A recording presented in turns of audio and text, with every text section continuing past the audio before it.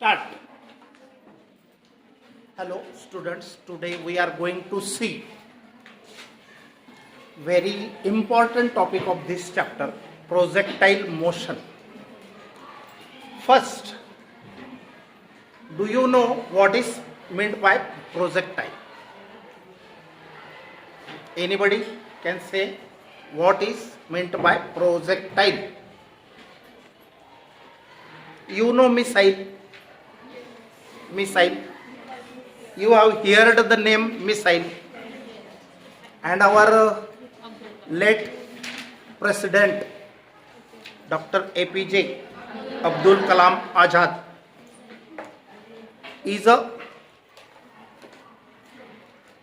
has another name, missile man. You have heard this. This missile technique starts from this knowledge. Projectile and missile both are same, but missile is one type of weapon used to destroy the enemy country. But here projectile means any flight or any object thrown in such a way or thrown by making some angle with horizontal. You know horizontal म्हणजे आडव, vertical म्हणजे उभं.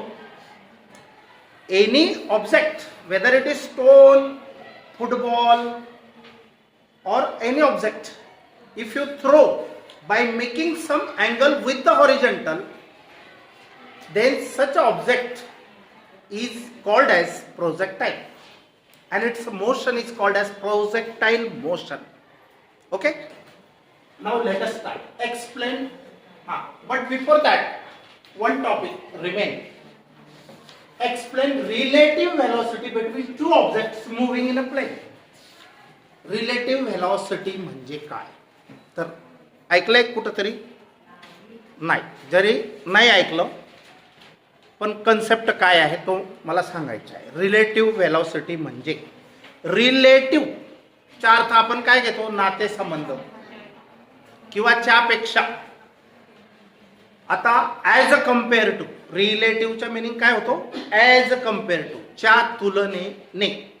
आता समजा दोन car आहेत, दोघं car निघाल्या, पण एकाचा स्पीड आहे 100 किलोमीटर पर आवर आणि दुसरी कारच्या आहे 80 किलोमीटर पर आवर. दोघं एकाच वेळेला सोडल्या. ए आणि बी कार. ए कारचा स्पीड किती आहे? 100 किलोमीटर पर आवर, म्हणजे एक तासभर त्याच स्पीडने चालली तर ती 100 किलोमीटर पोहोचेल. आणि 80 second car. What is the relative velocity of A with B? समजा 100 वालीला ए समजलं आणि 80 किलोमीटर पर आवर जाणाऱ्या गाडीला बी समजलं.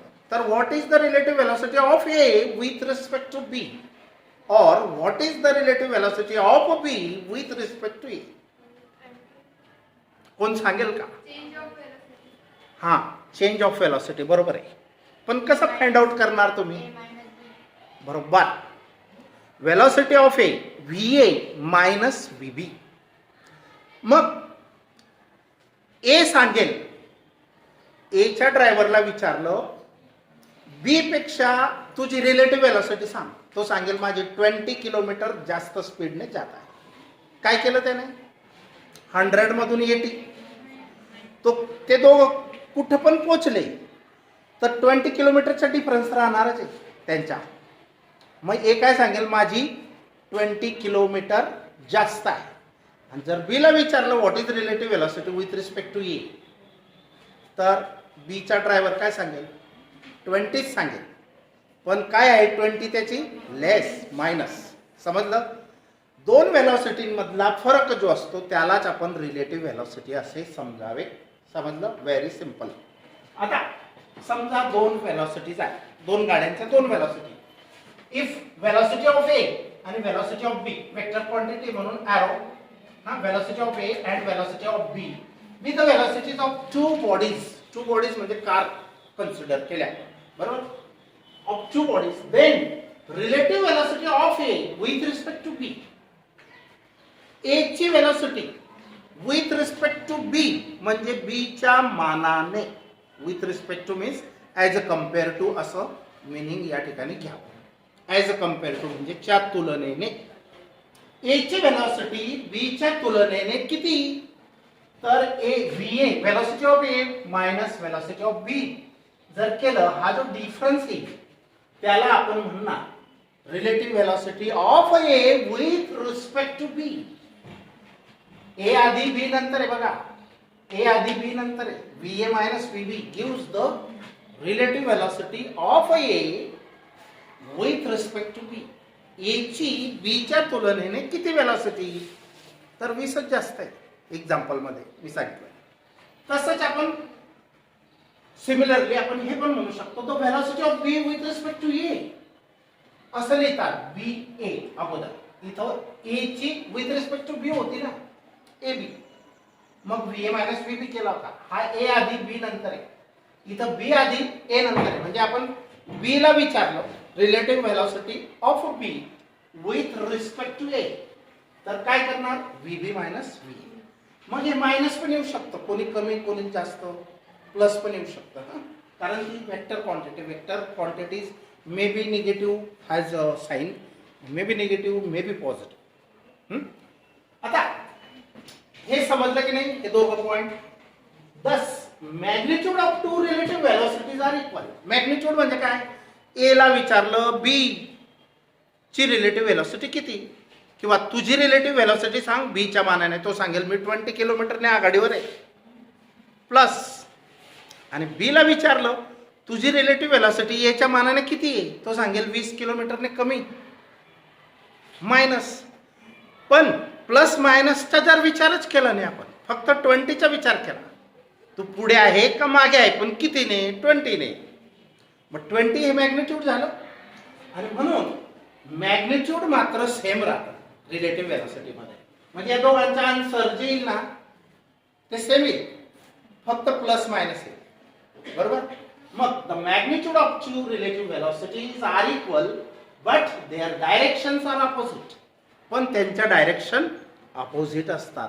आता तुम्हाला हे एक्झाम्पल एकच डायरेक्शनचं दिलं, पण ऍक्च्युअली जो मागे चालतोय ना तो रिटार्डेड मोशन आहे त्याची. रिटार्डेड म्हणजे रखडलेली किंवा थोडी मागे दुसऱ्यापेक्षा. तर समजलं. मग डायरेक्शन ऑपोजिट असतात. आता डायरेक्शन ऑपोजिट म्हणजे एक प्लस एक मायनस येणार, याच्या अर्थ इथं एक प्लस एक मायनस येईल ना. आणि वेलोसिटीला डायरेक्शन आवश्यक आहे, मॅग्निट्यूड सेम पण डायरेक्शन डिफरंट आहे, मायनस एक प्लस. आता पुढचा भाग बघा, right a short note on projectile motion. 2 मार्काला 3 मार्काला येऊ शकतो. प्रोजेक्टाइल वर शॉर्ट नोट लिहा. आता प्रोजेक्टाइल म्हणजे काय बघा, N object in flight. Flight कोणाला म्हणतो? विमानाची फ्लाइट जमिनीवरूनच वरती जाते ना. आणि लँडिंग माहिती आहे, फ्लाइट माहिती. मग ऑब्जेक्ट इन फ्लाइट असा ऑब्जेक्ट की जो फ्लाइट मध्ये आहे, फ्लाइंग करत आहे. आफ्टर बीइंग थ्रोन म्हणजे फेकल्यानंतर विथ सम व्हेलॉसिटी. म्हणजे ही लँग्वेज थोडी टफ आहे. मी अगोदर जे सांगितलं प्रोजेक्टाइलचा डेफिनेशन सांगून टाकला. Any object thrown by making some angle with the horizontal is called as projectile. ही सोपी डेफिनेशन आहे, ही लिहिली तरी मी मार्क्स देईल. आणि ही कशी किचकट आहे, तोच अर्थ तोच आहे, हा मिनिंग बदलत नाही. एन ऑब्जेक्ट इन फ्लाइट असा पदार्थ की जो फ्लाइट मध्ये आहे म्हणजे जातोय. Being thrown with some velocity, त्याला फेकलेला आहे काहीतरी वेलोसिटी, म्हणजे सुरुवातीची velocity u, initial velocity u ने तो फेकलेला आहे. मग अगोदर मी तेच सांगितलं, एनी ऑब्जेक्ट थ्रोन म्हणजे त्याला वेलोसिटी आहे. By making some angle with the horizontal म्हणजे तिरकस फेकायचा. कसा फेकायचा? तिरकस, ना हॉरिझॉन्टल ना व्हर्टिकल, मध्येच असा तिरकस फेकायचा. काहीतरी इनिशियल वेलोसिटी u ने फेकायचा, त्याला म्हणणार प्रोजेक्टाइल. समजलं. मग an object in a flight after being thrown फेकल्यानंतर विथ सम वेलोसिटी काहीतरी वेलोसिटीने फेकल्यानंतर जो फ्लाइट मधला ऑब्जेक्ट आहे त्यालाच म्हणायचं प्रोजेक्टाईल. काहीतरी वेलॉसिटीने फेकलेला ऑब्जेक्ट, बरोबर. आणि तो फ्लाइट मध्ये आहे म्हणजे जातोय अजून हाईटवर, तर त्याला म्हणायचं प्रोजेक्टाईल. आणि त्याच्या मोशनला, आणि it's a motion is called as projectile motion, आणि त्याच्या मोशनला म्हणायचं प्रोजेक्टाईल मोशन. समजलं? प्रोजेक्टाईल म्हणजे दगड फेकला तुम्ही. आता एक्झाम्पल बघा, अ बुलेट म्हणजे बंदुकीची गोळी, नाही तर बुलेट नाही बरं. A bullet fired from a gun, gun मधून बंदुकीची गोळी सोडली. एक्झाम्पल आहे प्रोजेक्टाईलचे. नंतर फुटबॉल किक इन एअर, फुटबॉलला किक मारली, बरोबर, इन एअर, तो हवेमध्ये जातो. किंवा स्टोन थ्रोन ऑब्लिकली, ऑब्लिकली म्हणजे neither horizontal nor vertical, oblique म्हणजे तिरकस, ऑब्लिकली फेकलेला स्टोन हवेमध्ये, ते पण एक एक्झाम्पल झालं. मग आता या मोशन मध्ये मेन गोष्टी कोणत्या आहेत, कोणत्या गोष्टींचा विचार करायचा. बघा, मिसाईल, आज इतके मिसाईल टेक्नॉलॉजी पुढे गेलेली, क्षेपणास्त्र बनवून तयार आहे ज्या त्या देशाने. आता आपला पाकिस्तानला दुश्मन आहे ना, मग त्याच्या लाहोर कॅपिटल सिटी आहे ना, रेडी आहे की तिथंच जाईल, बरोबर तिथंच पडेल, त्या लाहोरलाच उचकवायचंय, त्याला उचकवायचं, बरोबर. हे ठरलेलं आहे. त्याच्यामध्ये दारू गोळा किती भरायचा, तो किती स्पीडने जाईल, बरोबर. विशेष गोष्ट आहे बघा, फेकणार वरती, आडवा फेकला तर कुठे बी अडकून जाईल, डोंगराला ठोकला जाईल.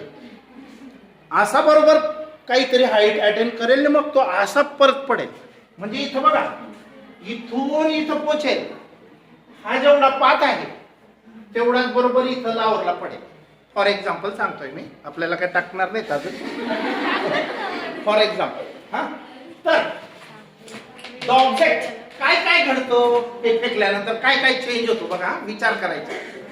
वेलॉसिटी यू, ही वेलॉसिटी यू आहे, ही कशी असते, tangential to the path. Actually projectile असा जाणार आहे, हा कर्व पाथ आहे त्याचा, एकदम सेमी सर्कल नाहीये हा पाथ, लक्षात ठेवा. असा स्ट्रेट आहे, हा स्ट्रेट म्हणण्यापेक्षा थोडा, मग इथं टर्न, मग असा खाली पडेल, बरोबर. तर the object is moving freely under the influence of earth's gravitational field. हा वरती पाठवतो आपण इनिशियल वेलॉसिटी यू ने, पण तो खाली काही वेळानंतर खाली येतोच का, ग्रॅव्हिटी. म्हणजे object is under the influence of acceleration due to gravity of earth. The object is moving freely under the influence, under the action. म्हणजे जो आपण कोणताही ऑब्जेक्ट वरती फेकतो त्याच्या मागे पृथ्वीची ग्रॅव्हिटी यमराज सारखी लागून जाते, खाली आणेल म्हणजे आणेल तुला, जा तू वरती, बरोबर टर्न करेल. हा, यमराज वरती घेऊन जा. एवढं तंतोतंत नाही लावायचं आता, बरोबर, बरोबर की नाही. ग्रॅव्हिटीमुळे त्याला खाली यावं लागतंय ना. इथं वरती वरती वरती जर ग्रॅव्हिटी राहिलीच नसती तर तो अजून वरती गेला असता, आणि खाली आलाच नसता. पण ग्रॅव्हिटी आहे म्हणून तर तो खाली यावं लागलं त्याला, बरोबर. लक्ष द्या, आपला वेळ वाया नको. तर बघा, the object is moving freely under the influence of earth's gravitational field. Point पटला. दुसरा पॉइंट बघा, the projectile has two components of velocity. या प्रोजेक्टाईलला वेलॉसिटीचे दोन कंपोनेंट आहेत, एक एक्स डायरेक्शनला आहे. The projectile has two components of velocity. वेलॉसिटीचे दोन कंपोनेंट्स आहेत प्रोजेक्टाईलचे. कोणते, one in horizontal direction, that is X direction, एक हॉरिझॉन्टल डायरेक्शनला कंपोनेंट आहे. हा बघा, हा यूएक्स यूएक्स यूएक्स, हा यूएक्स, ह्या हॉरिझॉन्टल कंपोनेंट आहे वेलॉसिटीचा. यू म्हणजे सुरुवातीची वेलॉसिटी, इनिशियल वेलॉसिटी. त्याच्यानंतर दुसरा, and one in vertical direction. लक्ष द्या, तो एक्स कडे पण जाणार आहे म्हणून त्याला एक्स कंपोनेंट आहे. म्हणजे एक कंपोनेंट या वेलॉसिटीचा काय करतो, याला इकडे ओढतो, आणि एक कंपोनेंट काय करतो, वरती खेचतो. म्हणून तो जातो कसा, प्रोजेक्टाईल वरती पण जातो, आडवा पण जातो. दोघं कंपोनेंट ऍक्शन मध्ये आहेत ना. मग आता समजलं का एक्स डायरेक्शनला कोणता component ux and one in vertical direction that is Y direction म्हणजे उभा वेलोसिटीचे दोन कंपोनेंट. कारण वेक्टरचे कंपोनेंट कसे तयार करायचे मी तुम्हाला सांगितलंय स्प्लिटिंग ऑफ वेक्टर मध्ये की कोणताही वेक्टर हा रिझल्टंट आहे. हा कोणापासून बनलेला आहे इथून एक्स ऍक्सिस वर परपेंडिक्युलर ड्रॉ करा हा जो आहे त्याचा कंपोनेंट आणि इथून एक परपेंडिक्युलर वाय ऍक्सिस वर घ्या. हा जो कंपोनेंट आहे हा समजा ए त्याचा एक्स दिशेला एक्स डायरेक्शनला ax हा एक कंपोनेंट आहे. हा ay कंपोनेंट आहे आणि हा वेक्टर a कसा लिहिला जाईल ax vector ax plus vector ay by parallelogram law of vectors यांचा रिझल्ट हा असेल. आणि याला सेपरेशन द्यायचं आहे ते x चा याची डायरेक्शन युनिट वेक्टर i ला द्या i ax हा झाला magnitude of x. This one is the direction of x. याची फोड अशी करतात याची पण j a y हा सॉरी याला एरो नाही द्यायचा कारण याची डायरेक्शन युनिट वेक्टर सांगते. हा तास चालू आहे मला 10 मिनिटात येतात. हा मरून जाईल का मी काय करू. आता लक्ष द्या असेच परिमाण असतात फार डिस्टर्बन्स येतो. तर बघा acceleration due to gravity acts only along the vertically downward direction. acceleration due to gravity नेहमी कोणत्या दिशेने कार्य करते वरून खालच्या दिशेने म्हणजे vertically downward direction. ग्रॅव्हिटीची डायरेक्शन vertically downward आहे ना. So vertical component changes but horizontal components does not changes. त्याच्यामध्ये चेंज होत नाही. मग वर्टिकल काय घ्यायचा जर ऑब्जेक्ट वरती जाईल तर ऍक्सेलरेशन किंवा ग्रॅव्हिटी कोणत्या डायरेक्शनने असेल खालच्या दिशेने म्हणजे मायनस घेतात. हे तुम्ही 9th 10th लाच कुठेतरी झालेलं आहे. ऍज आणि दुसरी गोष्ट as no force is acting along the horizontal आडवा कोणीच नाही ओढत आहे त्याला. हा प्रोजेक्टाईल जातोय त्याला वरून खालीच ओढणारा आहे कोण ग्रॅव्हिटी अर्थची. पण आडवं कोण ओढतंय का त्याला नाही. म्हणून no force is acting horizontal म्हणजे त्याला हॉरिझॉन्टल मोशन मध्ये आणण्यासाठी हॉरिझॉन्टल कंपोनेंट कोणताच नाहीये. Horizontal component as no force is acting along horizontal direction so horizontal component of velocity remains unchanged. म्हणजे ux हा जो आहे हा सेम राहणार आहे तो बदलणार नाही. समजलं. आता पुढचा question very important question. Show that path of the projectile is a parabola. Show that सिद्ध करा की प्रोजेक्टाईलचा रस्ता म्हणजे हा पाथ पॅराबोला असतो. काय असतो पॅराबोला असतो हे प्रूव्ह करा. आता बघा काय कसं प्रूव्ह करायचं लक्ष द्या. Very important question. Consider a body projected with initial velocity u. एक बॉडी समजून घ्या की जिला u एवढ्या वेलोसिटीने फेकलं बरोबर तो जाईल असा पण वेलोसिटीची डायरेक्शन टेंजेन्शियल असते त्याला. या रस्त्याला टेंजेन्शियल ही इनिशियल वेलोसिटी u आहे. समजलं. ऍट एन अँगल थीटा हा अँगल थीटा आहे काहीतरी अँगल हॉरिझॉन्टलशी त्याने केला आणि मग केला ना. आता of a projection from point O point पासून तो फेकलेला आहे हा ओ पॉइंट आहे in the coordinate system of X Y plane. हे एक्स वाय प्लेन आहे बरोबर. U can be resolved into two components. U चे जसे याचे दोन कंपोनेंट्स पडतात ए चे तसे u चे दोन कंपोनेंट्स कोणते एक ux आणि दुसरा uy. कारण x आणि y दोन कंपोनेंट असतातच वेक्टरला आणि मग u हा वेक्टर इनिशियल वेलोसिटी. u काय आहे इनिशियल वेलोसिटी वेक्टर आहे.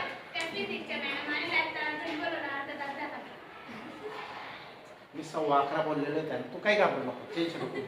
त्याने येतेत मला 10 मिनिटं एवढं काय मेहनत वाया जाऊ द्यायची का. इकडे लक्ष द्या. u चे दोन कंपोनेंट कोणते 5 मिनिटं लागतील. ux uy डिस्टर्बन्स नको. ux हा x दिशेला cos थिटा असतो आणि y दिशेला sin असतो.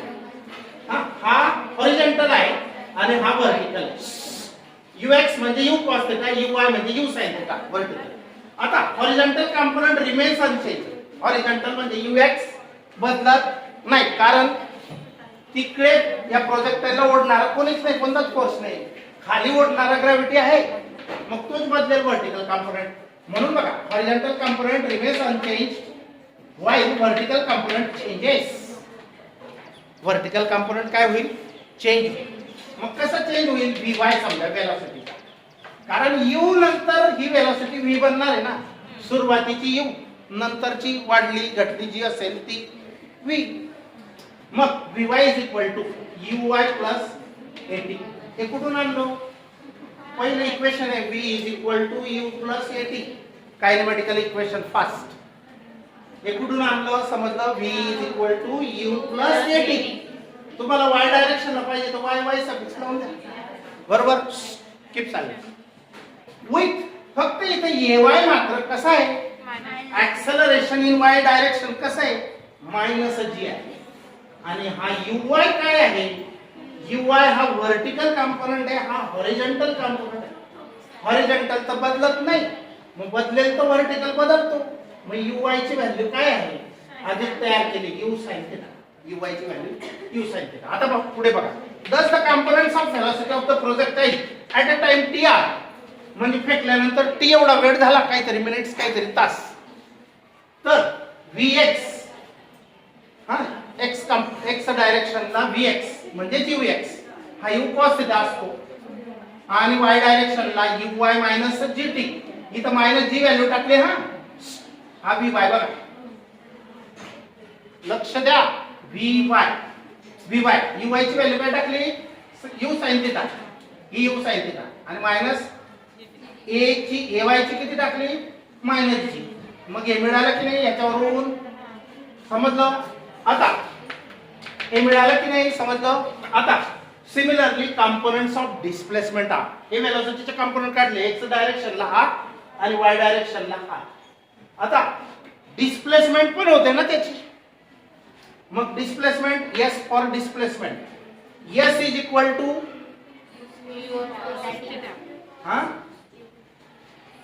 हे बघा s is equal to u cos theta into t horizontal component आणि sy u sin theta t. म्हणजे हे कुठून आणलंय? दुसरं कायनेमॅटिकल इक्वेशन आहे. s is equal to ut plus half of at square. मग a ची किंमत मायनस g मुळे मायनस झालेला आहे. बरोबर? इक्वेशन नंबर 2 व्हर्टिकल हा हॉरिझॉन्टल. आता projectile starts from x is equal to 0. Displacement 0 असताना तो स्टार्टिंग करतो. x म्हणजे डिस्प्लेसमेंट 0 असताना तो स्टार्टिंग करतो. यूज sx ची व्हॅल्यू x वापरा, sy ची व्हॅल्यू y वापरा. आणि हेच इक्वेशन मध्ये बघा, याची व्हॅल्यू x वापरली, sx ची व्हॅल्यू x वापरली तर x is equal to u cos theta t. x is equal to u cos theta t.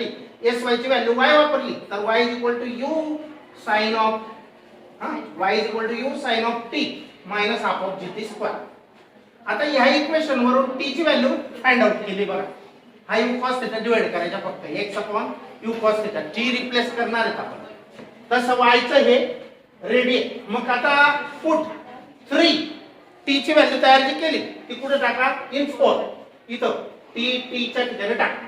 मग हा u sin थिटा जसाचा तसा आणि t ची व्हॅल्यू काय टाकली? x upon u cos theta minus half जसाचा तसा g जसाचा तसा t स्क्वेअर याचा स्क्वेअर हा करा x अपॉन u cos थिटाचा स्क्वेअर. समजलं? आता y इज इक्वल टू हा x पुढे लिहिला आणि u cancel, sin by cos tan. समजलं? मायनस g वरती घेतला, x स्क्वेअर इकडे लिहिला. मग राहिला काय? g upon 2u square. हा स्क्वेअर बनवला, u square cos square theta. हा स्क्वेअर होता म्हणून स्क्वेअर बनवला. g मात्र एकटा आहे, तो स्क्वेअर नाही. बरोबर?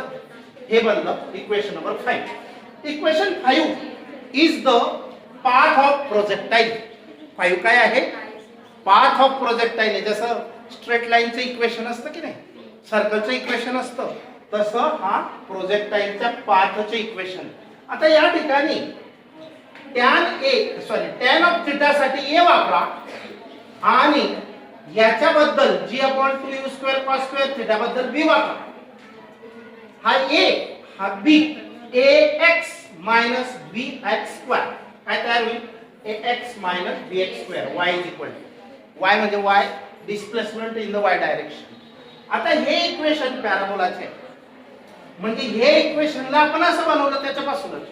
मग हे तर पॅराबोलाचे इक्वेशन आणि म्हणून पाथ ऑफ द प्रोजेक्टाइल काय आला this is equation of parabola. हे तर पॅराबोलाचे इक्वेशन आहे. Hence path of projectile is a parabola.